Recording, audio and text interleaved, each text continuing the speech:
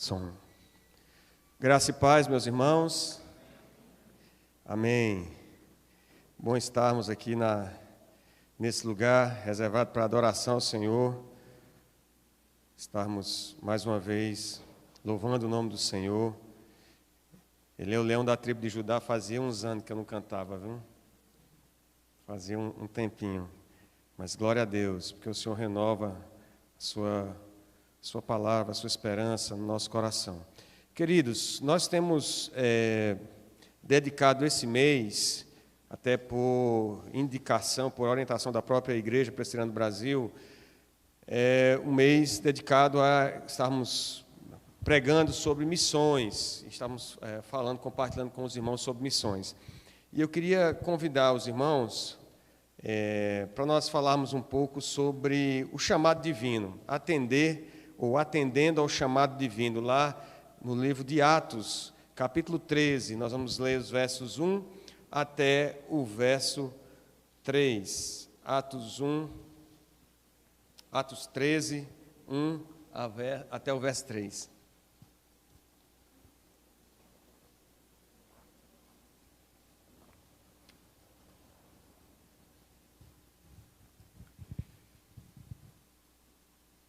Vamos acompanhar, os irmãos que estão em casa também, puderem acompanhar a leitura da palavra do Senhor.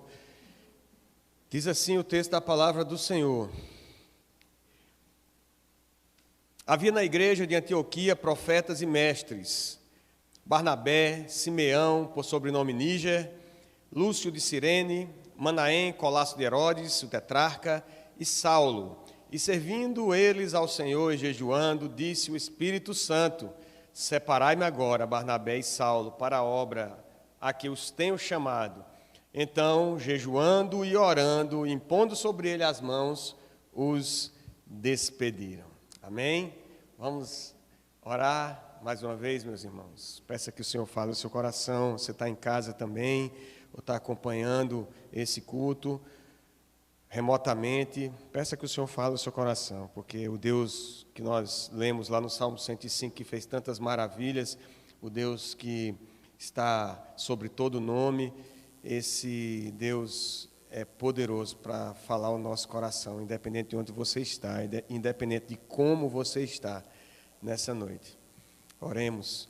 Senhor nosso Deus, nós te agradecemos, Senhor, por estarmos aqui. A tua igreja te adora como nós cantamos, adora entoando cânticos, adora na entrega das ofertas, na confiança de que o Senhor é que nos sustém, adora na confiança de que o Senhor cuida de nós, cuida dos nossos filhos. A tua igreja te adora, Senhor, porque tu és maravilhoso, conselheiro, Deus forte, Pai da eternidade, príncipe da paz. Senhor, agora estamos diante da Tua palavra, Senhor, e é com muito temor e tremor no coração que nos colocamos diante de Ti, porque Tu sabes que somos pó, Senhor, pó e cinza, e que não somos dignos sequer de pronunciar essa palavra, não fosse por Cristo Jesus, a Sua obra redentora na cruz do Calvário, a Sua ressurreição dentre os mortos e o preço pago da Tua justiça, ó Santo Deus. Não fosse Jesus Cristo, nós não poderíamos estar aqui, Senhor. E é em nome de Jesus, na pessoa de Jesus, com a intercessão do Santo Espírito de Deus, que nós te pedimos, que apesar de nós, o Senhor fale ao nosso coração nessa noite, que o Senhor traga iluminação do Teu Santo Espírito, que o Senhor venha revelar todo o propósito que o Senhor já estabeleceu, desde os tempos eternos em Teus decretos, Senhor, que o Senhor possa aquecer o nosso coração, reavivar o chamado, Senhor, que o Senhor tem feito a cada um dos irmãos dessa igreja e daqueles que estão em algum momento, Senhor, ou estarão ouvindo essa mensagem, que o Senhor possa confirmar o chamado para a glória do Teu santo nome. Abençoa a todos os irmãos que estão pregando a Tua palavra agora também, Senhor, edifica a Tua igreja, espalhada em toda a terra, Senhor, para que a Tua igreja possa se preparar para o grande e glorioso dia do Senhor, que é para isso que nós estamos aqui, para glorificar a Ti, Senhor, e manifestar nos tempos eternos a grandeza da tua glória, a riqueza da tua sabedoria, o teu poder e majestade. Em nome de Jesus, que nós te oramos e já te agradecemos, com perdão, Senhor, dos nossos pecados. Amém. Bom, meus irmãos, esse texto que nós lemos, ele inicia uma segunda fase do livro de Atos. O livro de Atos, ele até chegar aqui até o capítulo 12, ele vai tratar do início da história da igreja. Lá a gente vê aquela reunião lá de Pentecostes e a situação, o início da perseguição, a Tiago, a Pedro, as primeiras... Obrigado, meu irmão. Normalmente os irmãos colocam 2 copos de água aqui, mas quando eu venho pregar, é como todo mundo já sabe que apesar de minha esposa que tem Camelo no sobrenome, mas eu venço os 3 copos e ainda vou atrás tomar mais no final do sermão. Mas nesse momento aqui, o Atos dos Apóstolos, Lucas, registrando esse início da igreja, esses primeiros momentos da igreja, ele dá meio que uma guinada na história, ele começa a registrar uma segunda parte da história que vai falar das viagens missionárias, dessa visão missionária da igreja, um trabalho, os desdobramentos do trabalho missionário aí nos primeiros momentos da igreja. Aqui, o personagem principal, vamos dizer assim, o personagem central que Lucas vai narrar, Saulo, ele tem já passado pelo seu encontro no caminho de Damasco, que ele cai do cavalo, aquela história que todo mundo conhece, ele cai do cavalo, tem um encontro com Jesus no caminho de Damasco. Ele é o apóstolo chamado fora de tempo, porque Jesus já tem morrido e ressuscitado, mas se encontra com ele no caminho de Damasco, e ele, depois que ele cai do cavalo, vai na casa de Ananias ora para que se restaure a visão, e ele começa a questionar tudo aquilo que, todas as suas convicções, porque ele vivia para perseguir a igreja, achando que aqueles homens e mulheres ali estavam fazendo algo que era errado, estavam indo de encontro ao ensino do Deus de Israel, e agora ele percebe que Jesus é de fato o Filho do Deus vivo, aquele a quem os profetas e aquele que Moisés e todo o Velho Testamento apontava e prenunciava, e ele tem esse encontro com Jesus, e ele agora começa a pregar o Evangelho ali, e aprender sobre a vida de Jesus ali na região da Arábia, vai para Jerusalém, passa uns 15 dias em Jerusalém, conhece, segundo o próprio relato do apóstolo Paulo, ele tem contato com Pedro, o apóstolo Pedro, e com Tiago, irmão de Jesus, e por uns 15 dias ele passa lá, e depois ele volta para a sua cidade, lá em Tarso, e lá em Tarso ele passa alguns anos, e depois, passados alguns anos de preparação, muito provavelmente as pessoas... ainda conhecendo o testemunho de Saulo, de antes de se converter, como sendo perseguidor, ainda temiam a convivência com Saulo, a integração de Saulo com a igreja ali de Jerusalém, mas ao passo que a igreja também começa a estabelecer outros pontos, outros locais de trabalho, Saulo, ele é encontrado por Barnabé. Barnabé vai até Tarso e pega Saulo para ajudar ele num trabalho de cooperação, um trabalho de assistência aos irmãos lá em Jerusalém, uma vez que Ágabo, eu não sei se os irmãos lembram dessa história, a Atos dos Apóstolos vai narrar que um profeta chamado Ágabo prediz uma fome sobre a terra, e os irmãos de outras igrejas com melhores condições, mais abastadas, mandam recursos para a igreja de Jerusalém que está passando necessidade. E Barnabé vai buscar Saulo lá em Tarso, na cidade dele, para que ele vá trazer essa assistência aos irmãos lá da igreja de Jerusalém. E depois ele vai para Antioquia, da Síria. E é justamente nesse momento aqui, Paulo passa alguns anos lá em Antioquia com Barnabé. Um pouquinho antes disso, Lucas vai falar do início da perseguição com Herodes, em que ele... Para satisfazer os judeus, ele acaba matando a Tiago, o apóstolo Tiago, e prendendo a Pedro. Tem toda aquela história maravilhosa de como o anjo liberta Pedro, e ele não sabe se está sonhando, se está acordado, e chega, depois os irmãos estão orando, ele bate na porta, a criada fica tão impressionada por ver Pedro ali, que nem abre a porta e vai chamar as pessoas, e todos se maravilham com aquela história de libertação sobrenatural.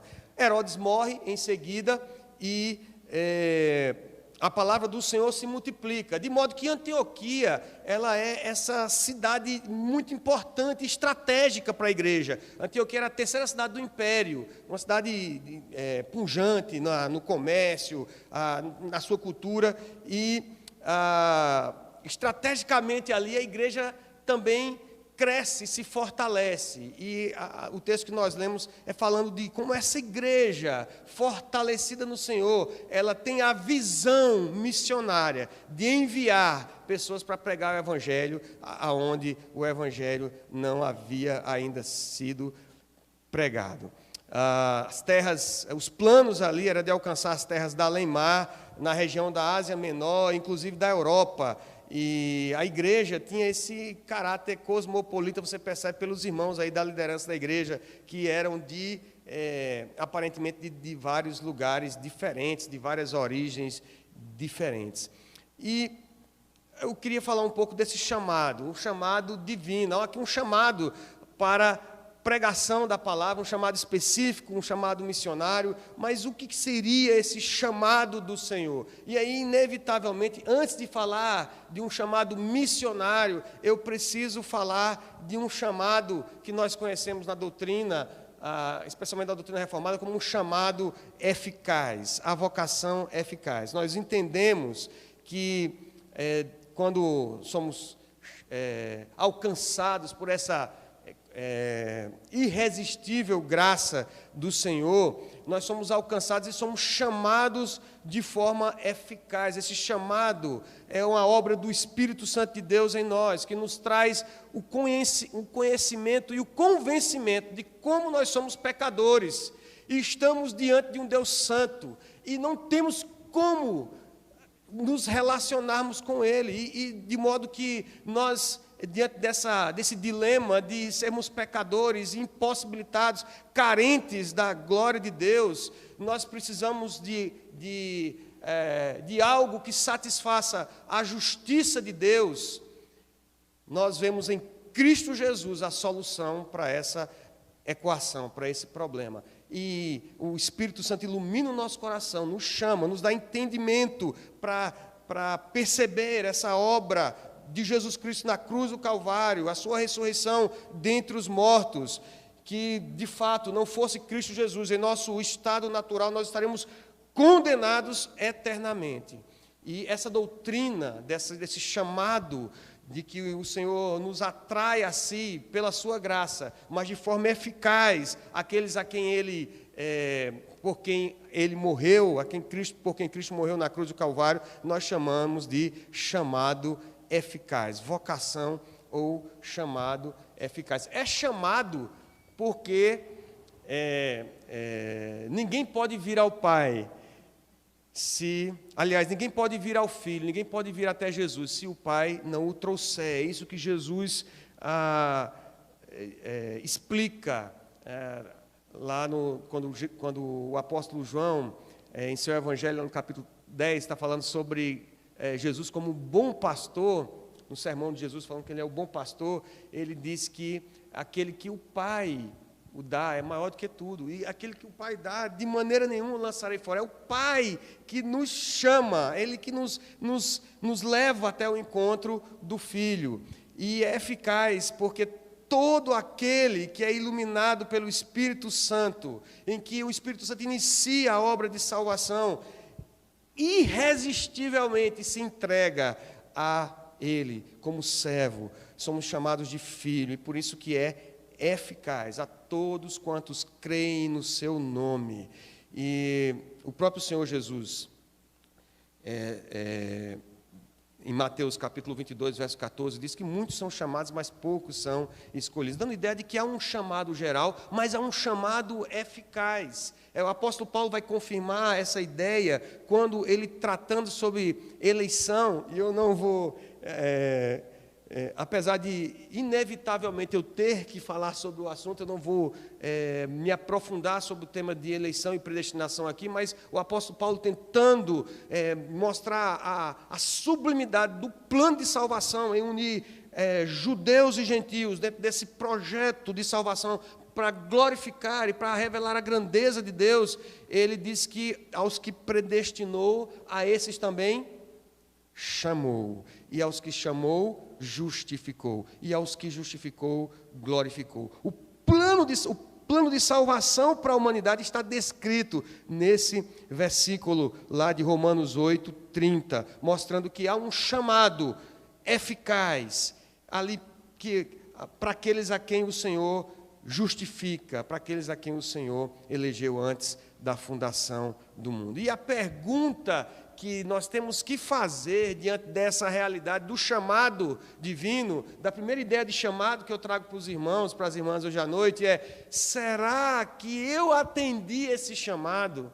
Será que o Evangelho fez de fato essa obra no meu coração? Será que eu tenho mortificado as concupiscências da carne, a minha natureza humana, e tenho procurado viver para esta verdade de que fui salvo, regenerado, justificado para a glória do nome do Senhor? Será que nós já atendemos esse chamado? Essa é uma pergunta que cada um de nós deve responder. Mas nesse texto especificamente, nós não estamos falando desse chamado em si, ou pelo menos desse aspecto do chamado. O chamado que aparece aqui mais claro é um chamado que pressupõe esse primeiro chamado, essa vocação eficaz, esse chamado eficaz que o Senhor tem para aqueles que encontram salvação na graça do Senhor pela fé, mas é um chamado específico, um chamado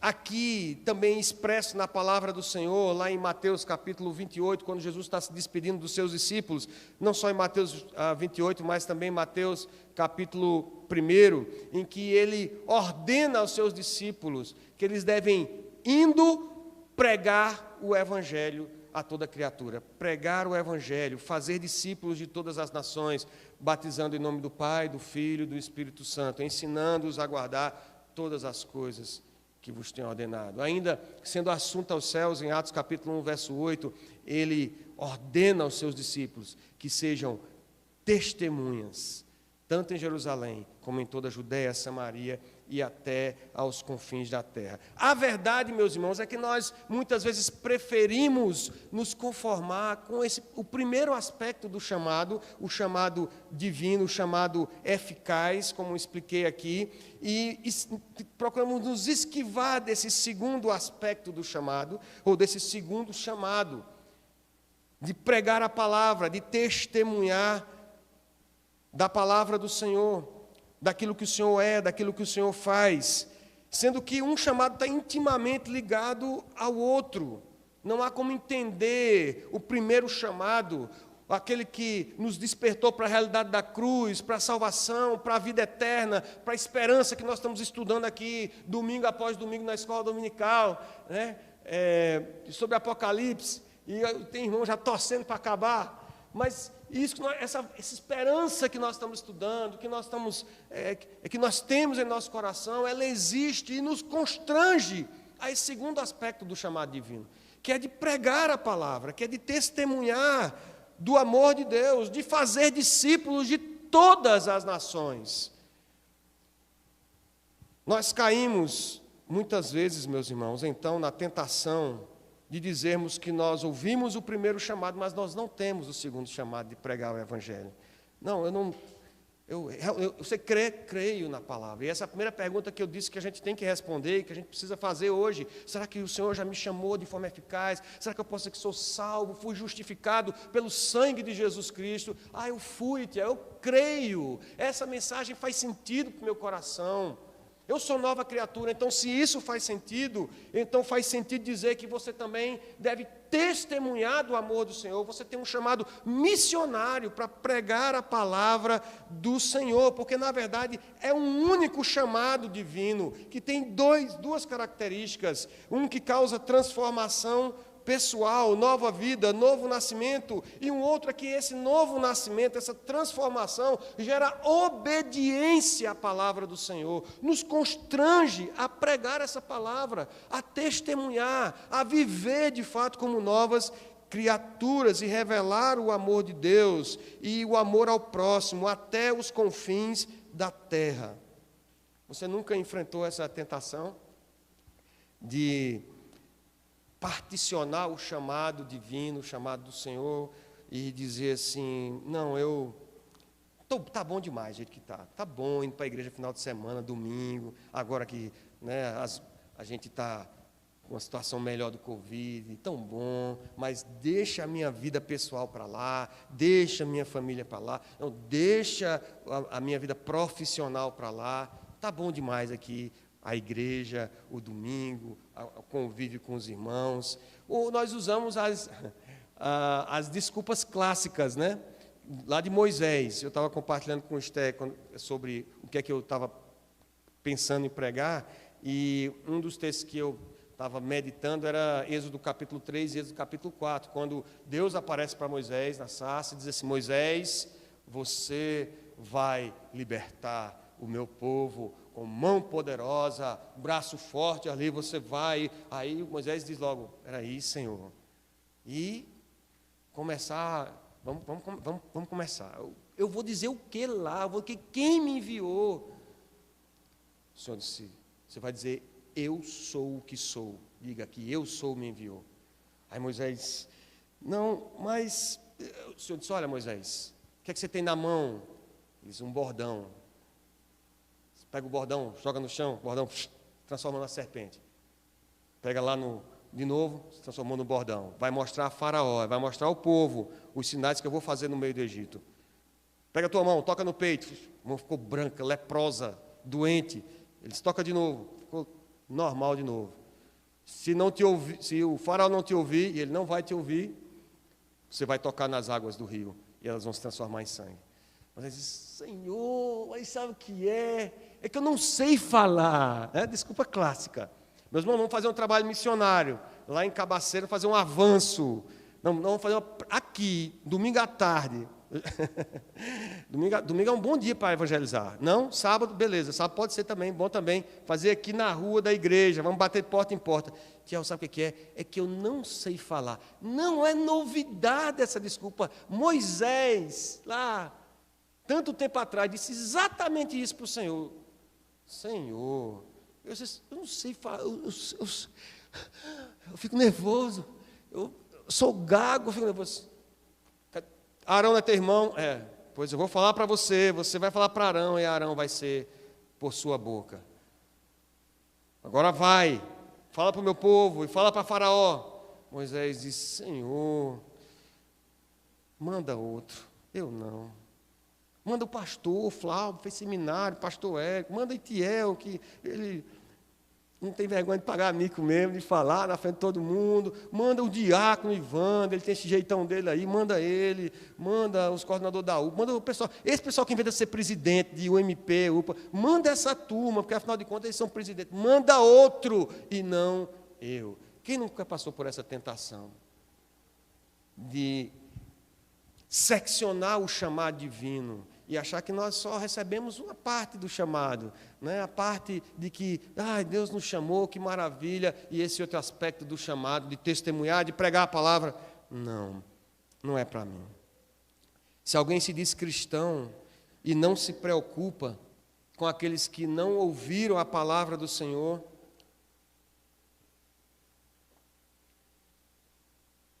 deve refletir, de fato, no seu chamado. Hoje de manhã teve um momento lindo aqui. Me lembrei da exposição missionária de Giovanni Si. A gente, quando era... Eu era mais jovem que Flauber. Eu era mais jovem que o pastor Flauber. Mas quando eu era criança, naquela época, Flauber já era um adolescente, E a gente fazia na igreja central, a gente fazia uma vez por ano, a gente fazia um negócio chamado exposição missionária. Os adolescentes se juntavam e a gente produziu uns estandes, eu, Nilson Santana, Giovanni, a gente produziu uns estandes de madeirite, com madeira, e a gente espalhou em toda a igreja, como uns quiosquezinhos, né? E cada um deles a gente expunha uma missão que estava pregando o Evangelho no mundo. Visão Mundial, APMT, Missão Amém, Novas Tribos do Brasil. E a gente, quando terminava o culto, era um final de semana missionário, quando terminava o culto, as pessoas saíam, pegavam material sobre missões, e a gente explicava as dificuldades que aqueles irmãos estavam tendo, no tempo que não tinha internet, não tinha nada disso, e a gente pedia oração, pedia contribuição, e estava ali trabalhando com missões. Mas, hoje de manhã, aqui a gente teve uma coisa parecida. Os adolescentes estão fazendo, por causa do mês missionário, os adolescentes estão engajados também, pesquisando sobre países onde há perseguição, países onde a igreja é perseguida, e têm orado por isso, e têm estudado sobre isso, e hoje aqui eles expuseram para os irmãos sobre a Líbia, salvo engano, não foi isso? Sobre a Líbia, e falou que era o 4º país em que há mais perseguição, segundo a Portas Abertas, a missão Portas Abertas, e trouxe aqui essa realidade. Meus irmãos, se a gente escuta esse testemunho, se a gente olha para o Afeganistão, se a gente olha para a realidade de irmãos que estão sendo perseguidos, de famílias que estão sendo mortas, de casos de perseguição na Coreia do Norte, na Eritreia, na Síria, se a gente escuta falar de 228 etnias indígenas no Brasil sem presença de missionários, se a gente escuta falar de 750 mil ciganos não evangelizados, 2.000 comunidades quilombolas que não têm igreja, 6.000 assentamentos no sertão do Brasil que não tem uma igreja sequer, 9 milhões de surdos mudos, em que o evangelho tem uma dificuldade grande de penetração, porque nós temos poucas pessoas habilitadas para pregar o evangelho em Libras.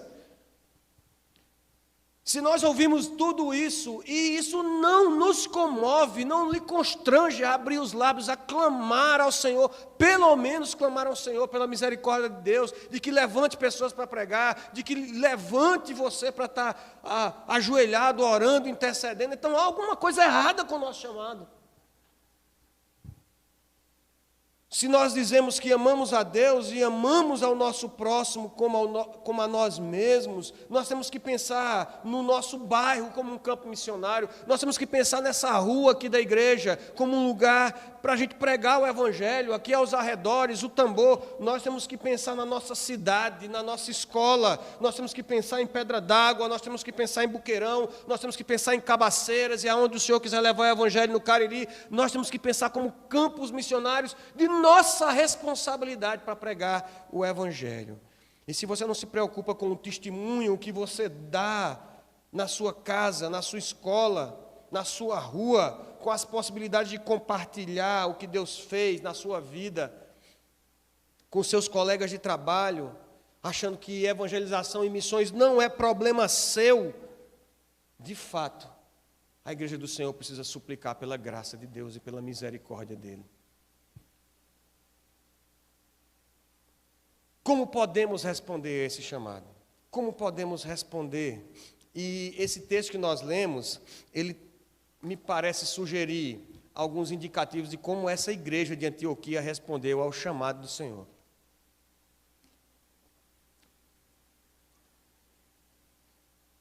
O chamado surge, meus irmãos, primeiro, quando nós nos dedicamos a conhecer a palavra do Senhor. O chamado surge na palavra, na dedicação à palavra do Senhor. Veja que o versículo 1 começa dizendo que havia na igreja de Antioquia profetas e mestres, e vai dizer o nome de um monte de gente boa. Barnabé era do Chipre, Simeão, a gente sabe muito pouco a respeito dele, esse Níger deve ser de outra região, Lúcio era de Cirene, Manaém, Colácio de Herodes, quer dizer que ele foi possivelmente criado pelo mesmo pai de Herodes, o tetrarca, aquele que era perseguidor, era um homem da realeza, um homem que teve uma boa criação, e Saulo, esse aí era quase um rabino, judeu que havia se convertido na estrada de Damasco, a história que eu contei no começo. Esses homens eram profetas e mestres, vários aí nessa igreja, talvez mais, ainda em um número maior. A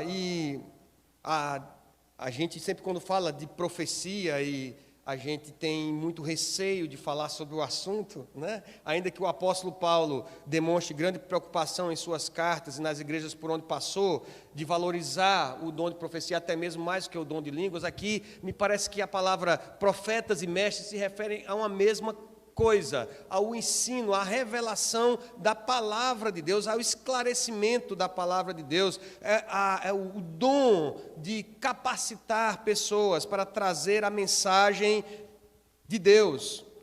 E Deus então usa essas pessoas como instrumento para trazer entendimento acerca de sua palavra. E nós devemos buscar, meus irmãos, a palavra do Senhor para confirmar o nosso chamado, para saber quais são os desafios que Deus tem para a nossa vida. Você está muito bem,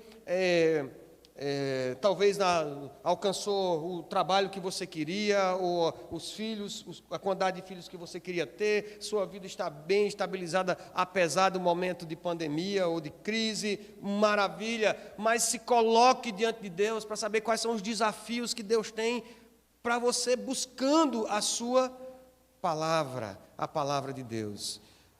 E dentro da igreja do Senhor, nós devemos criar as condições para estudar a Bíblia, para esclarecer as dúvidas. As pessoas devem ser discipuladas, treinadas a ensinar esta palavra. E nesse sentido, é importante que você se engaje num grupo de discipulado da igreja, que você venha para a escola bíblica dominical, que você busque essa palavra pessoalmente, na sua vida devocional. Nós não estudamos a Bíblia somente porque temos que estudar a Bíblia, porque é bom estarmos aqui no domingo na escola dominical, porque é bom reunirmos em discipulado. Nós não buscamos nos encher de conhecimento, não é esse o motivo de estudarmos a palavra. É porque é através dela que nós conhecemos a vontade de Deus, e a vida eterna é esta, é conhecer a Deus, diz o apóstolo João. E nós precisamos conhecer essa palavra, ensiná-la, buscá-la, para de fato experimentar esse chamado de Deus para a nossa vida. O que é que Deus quer? Eu, falando aqui, e no louvor, estava lembrando do exemplo de George Miller. George Miller é um homem que é conhecido pela sua obra missionária e pela quantidade de orfanatos que ele criou no momento de crise na Europa. E ele cuidou de inúmeras crianças, centenas de crianças, e não só cuidou dessas crianças, mas também enviou missionários no mundo sem nunca pedir um centavo a ninguém. E George Miller, quando completou 70 anos de idade, ele achou que ia se aposentar. Ele disse, não, tá bom, já trabalhei muito, e buscou ao Senhor, colocou diante de Deus para saber o que é que Deus queria. 70 anos, plano de aposentadoria. Senhor, qual é o meu plano de aposentadoria?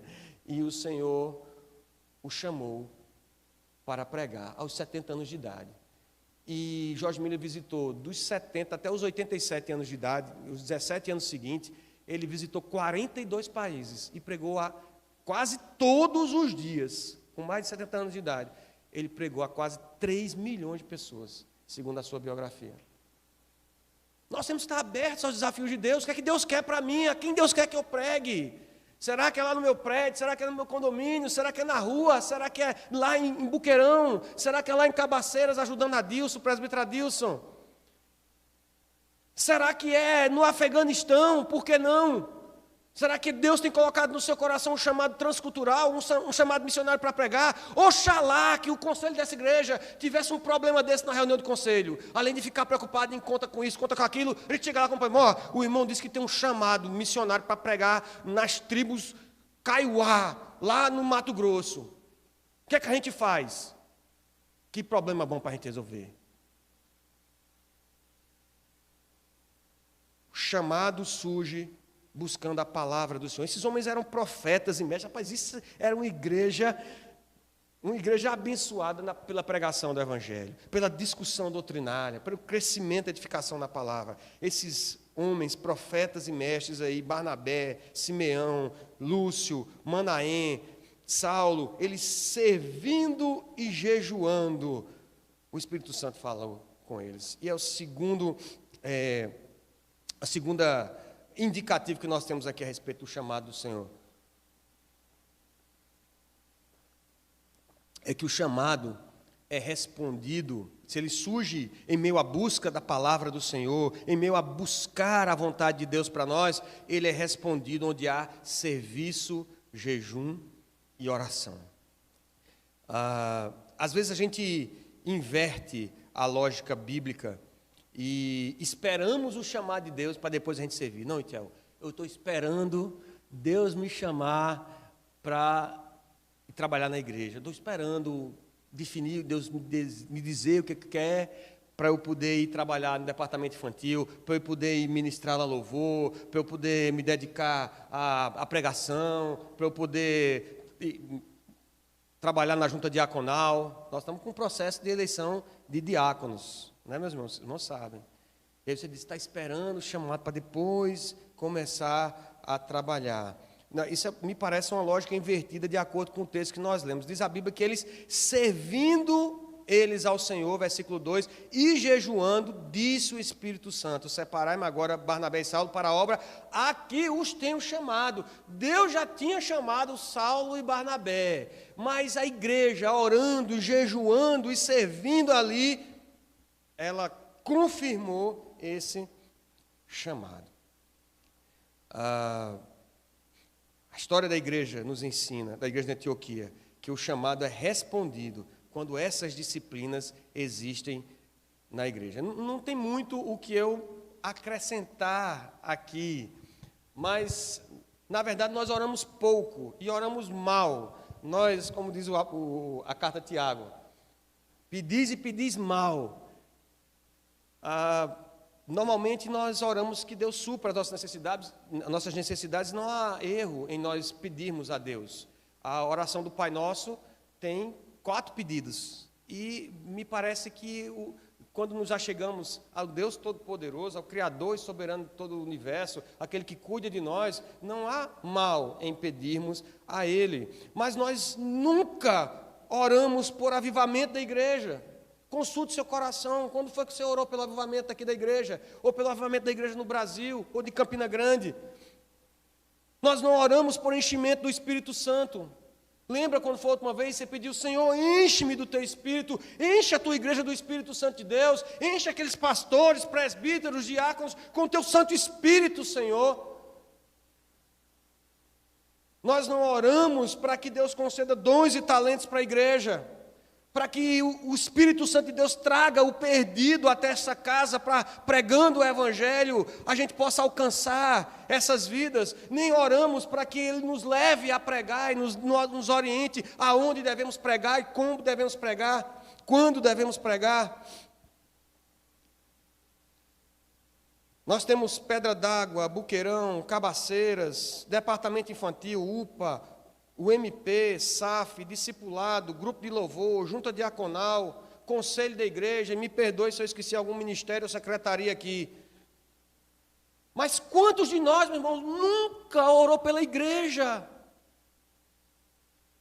Gosta até de estar aqui, muito bom, façamos 3 tendas, como Pedro falou lá no Monte da Transfiguração, tão bom estar aqui, vamos fazer 3 tendas, uma para Elias, para Moisés, outra para o Senhor. É bom estar aqui, mas nunca parou um pouco para orar pela obra do Senhor, pela igreja do Senhor, pelo seu crescimento, com o fim de que o nome do Senhor seja glorificado pela pregação da palavra, e que o Senhor volte para buscar uma igreja preparada, e que obedeceu o seu chamado, a sua ordem de pregar a palavra. Você tem orado e jejuado por essa obra? Ou pelo menos tem procurado servir ao Senhor, servindo ao Senhor e jejuando? Tem procurado servir ao Senhor aqui para receber a confirmação do chamado do Espírito Santo para a sua vida? Precisamos, meus irmãos, orar pela igreja do Senhor, precisamos interceder pela igreja do Senhor, precisamos orar para que o Senhor avive a sua obra. Eu estava pensando que o André tem feito um trabalho muito legal, o conselho tem feito uma parceria com o André, ele, quando termina os cultos, culto de oração, culto de dominical, a escola dominical, ele separa o trecho da mensagem e coloca lá no canal da igreja somente a mensagem que foi pregada. E isso é uma ferramenta, porque muita gente não se dispõe a escutar o culto todo, chegar aqui e ficar ouvindo louvor, por melhor que seja o louvor, mais gostoso que a gente ache, mas tem gente que não vai achar legal escutar toda a liturgia do culto, mas você tem a oportunidade de pegar ali o texto da palavra do Senhor, a meditação na palavra e mandar para alguém que precisa ouvir, que pode ser impactado pela mensagem, mas nem isso a gente faz.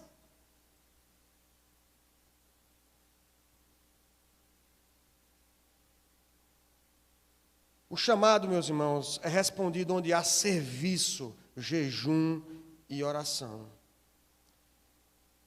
A resposta ao chamado, meus irmãos, é obediência a Deus. Veja, o apóstolo Paulo,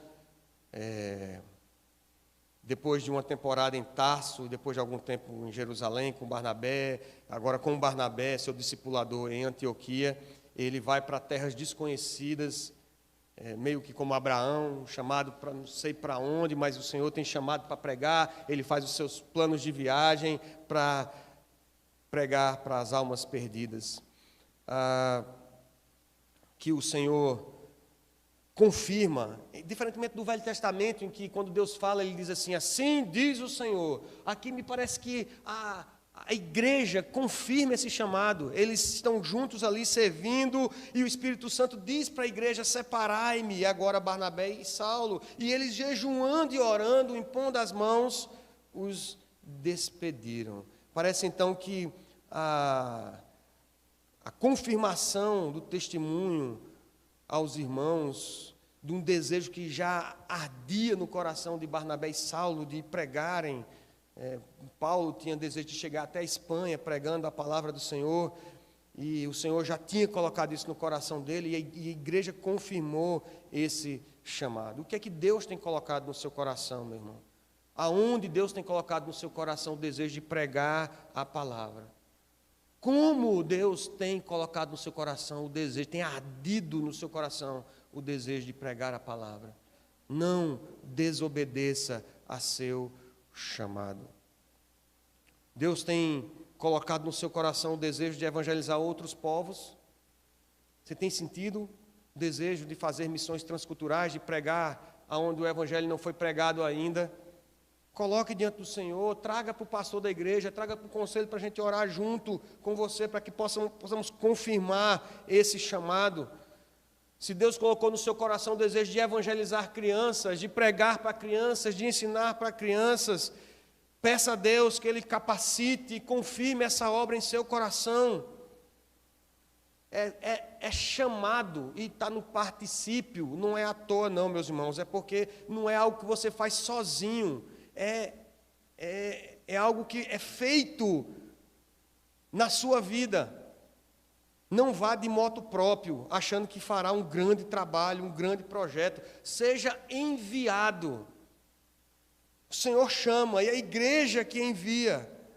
A igreja de Antioquia jejua, ora, antes e depois do chamado, para confirmar esse chamado e para que possa enviar Barnabé e Saulo.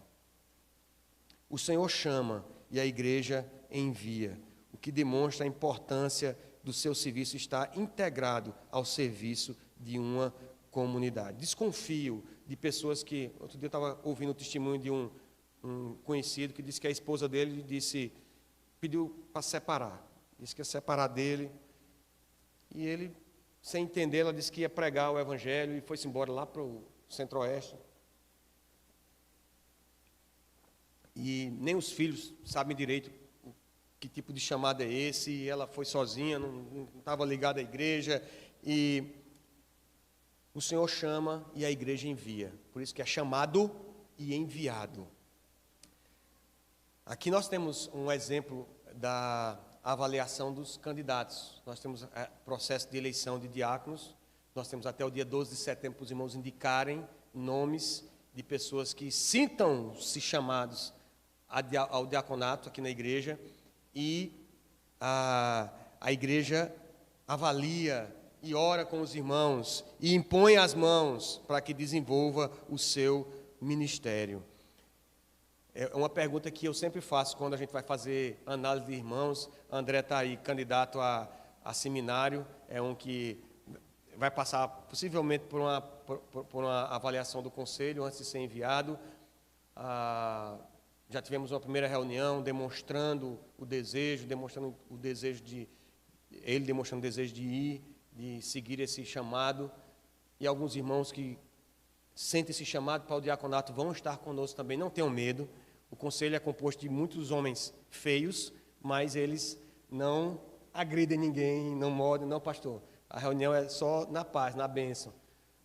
Mas a pergunta que eu faço sempre ao irmão, eu pergunto: por que você quer ser diácono? Por que você quer ser pastor? Por que você quer ser presbítero?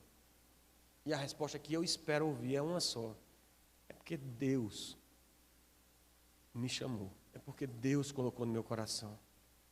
É suficiente isso, com a confirmação da igreja, com a confirmação do serviço na obra do Senhor, para que a gente atenda e responda a esse chamado. Se Deus colocou no seu coração entregar Bíblias com os Gideões, vá, meu irmão, em obediência ao Senhor. Se Deus lhe chamou para ser presbítero, administrar a casa do Senhor, a pregar a palavra, a ensinar, vá, meu irmão, atenda ao chamado do Senhor. Chame a igreja para estar junto e orando por esse trabalho. Obediência, essa é a resposta ao chamado divino. E eu quero encerrar, meus irmãos, concluindo dizendo o seguinte: primeiro, sobre o chamado eficaz. Você crê realmente que o Senhor Jesus lhe chamou para a salvação, que Ele pagou o preço? Não foi o diabo que mandou Jesus para a cruz, Ele foi voluntariamente para aquela cruz, e Ele não foi para a cruz para dar satisfação ao diabo, a Satanás, de coisa alguma. Ele foi porque quem precisava ser satisfeito era a justiça de Deus. Deus que precisava satisfazer a sua justiça, porque havia criado o homem, e o homem havia se distanciado dos seus caminhos, e havia transgredido a sua vontade, e pecado, e toda alma que pecar, essa alma morrerá. E por isso o santo, o Filho de Deus, o Deus precisava se encarnar e morrer na cruz do Calvário, e derramar um sangue santo e precioso, para satisfazer a ira e a justiça de Deus, para que eu e você pudéssemos ser reconciliados com Ele. Agora, pois, nenhuma condenação há para os que estão em Cristo Jesus, aqueles que foram chamados segundo o seu propósito. Você crê que Jesus pagou o preço do seu pecado na cruz do Calvário? Você crê nessa vida eterna? Espera por ela. Já teve a experiência de que Cristo é o Senhor? Se teve, meu irmão, o que tem feito para atender o chamado divino? O que tem feito para atender o chamado de pregar o Evangelho, de testemunhar, de fazer discípulos de todas as nações? Você tem orado pelos não alcançados? Tem orado por aqueles da sua família que não são crentes? Tem orado pela Janela 1040, pelo Afeganistão, pelas comunidades indígenas? Tem orado pelos nossos missionários, pela Igreja do Senhor espalhada em toda a terra? Aqueles que, enquanto a gente está aqui no ar-condicionado, um momento tão bom, tem água lá atrás, banheiro, tudo, condição de colocar nossos filhos ouvindo a palavra, estão sendo perseguidos, com o risco de terem suas casas queimadas. Como você tem respondido ao chamado do Senhor? Buscando a presença do Espírito Santo na sua vida? Buscando a sua palavra em serviço, em oração, em jejum? Eu me lembro que quando eu comecei a fazer jejum, também era muito jovem, e a gente tinha feito um discipulado da editora Cepal, de um pastor chamado David Cornfield, e quando ele falava sobre as disciplinas espirituais, tinha uma indicação de um livro de um pastor chamado Richard Foster, e ele falava, é a celebração da disciplina, o livro. E um dos capítulos, um livrinho pequeno, mas,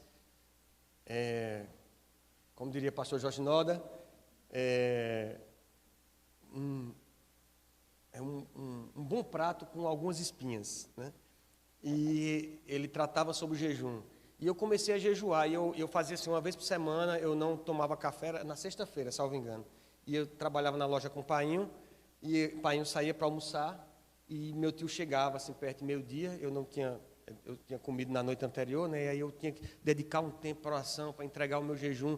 E aí eu ia para o banheiro da loja, era um banheirinho pequeno, Juninho lembra lá, um banheirinho lá da Larbela, um banheirinho pequeno, e aí eu fechava lá a tampa do vaso sanitário, me ajoelhava na vizinha ao vaso, cheio de cacareco, de papel, de arquivo do lado, e eu me ajoelhava ali, e tinha aquele momento de entrega daquele tempo ao Senhor, de jejum e oração. E é uma disciplina tão importante para a igreja, meus irmãos. Nós buscarmos ao Senhor em oração e jejuarmos para saber qual é a vontade de Deus para nós. Você tem respondido assim o chamado do Senhor, buscado o Senhor em serviço, em oração, em jejum? Você se sente chamado para alguma tarefa específica na igreja? De repente você teme lutas, perseguições no trabalho. Busque o apoio da igreja, busque, meus irmãos, o apoio da liderança da igreja, para que nós possamos orar pela sua vida, para que nós possamos apoiar o seu ministério, para que nós possamos enviá-lo. Oxalá nós tivéssemos aqui mais candidatos a seminário, mais candidatos, mais missionários, para nós podermos pensar no envio, ajudar no campo missionário. E eu quero terminar com um exemplo de uma mulher. O nome dela é Sophia Miller. Em 1945, Sophia Miller se converte lá nos Estados Unidos, e ela, em 1949, 4 anos depois de sua conversão, ela decide vir ser missionária, foi enviada como missionária na floresta amazônica. Ela começa descendo o rio Içana, na Colômbia, e ela, sem perceber, ela entra no território brasileiro, na Amazônia legal, do território brasileiro, atravessa a fronteira. E ela trabalha pregando o evangelho, alfabetizando os índios, evangelizando aquele povo, e ela trabalha por 40 anos. Em 2007, a FUNAI faz um levantamento e a região onde Sophia Miller fundou 50 igrejas é a região das tribos indígenas com menor índice de alcoolismo, conflitos e guerras.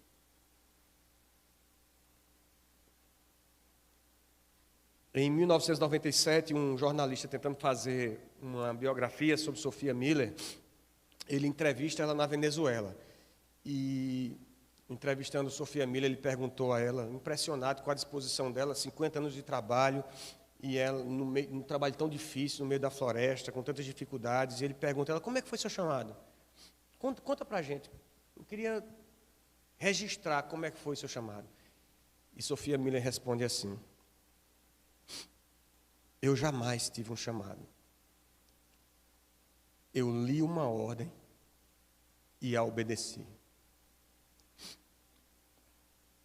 Nós temos uma ordem dada pelo nosso Senhor, de ir pregar o Evangelho, fazer discípulos de todas as nações e testemunhar do amor do Senhor.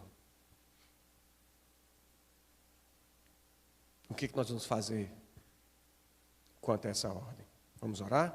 Feche seus olhos, meus irmãos.